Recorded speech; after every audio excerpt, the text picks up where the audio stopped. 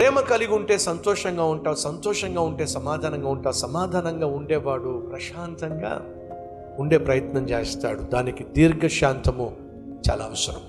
నాలుగోది ఏమిటి? దీర్ఘశాంతము అనగా ఓర్పు, సహనము. ఈ ఓర్పు సహనము మొదటిగా ఎక్కడుండాలి అంటే నీ గృహంలో ఉండాలి. దురదృష్టము, విచారం ఏమిటంటే ఈరోజు చాలా కుటుంబంలో భర్తకు ఓర్పు ఉండటం లేదు, భార్యకు ఓర్పు ఉండడం లేదు. ప్రతి దానికి గొడవ పడుతున్నారు. ఎందుకు ప్రతి దానికి గొడవ పడుతున్నారు చెప్పమంటారా? సహించలేకపోతున్నారు. భర్త ఏమో భార్యను సహించలేకపోతున్నాడు, భార్య ఏమో భర్తను సహించలేకపోతూ ఉంది. భర్త కోపాన్ని భార్య సహించలేకపోతుంటే భార్య కోపాన్ని భర్త సహించలేకపోతుంది. కానీ ఒకసారి జాగ్రత్తగా ఆలోచిస్తే మన పుట్టుక నుండి గిట్టేంత వరకు మన జీవితంలో మనం చాలా జాగ్రత్తగా ఓపిక పట్టాల్సిందే. ఉదాహరణ,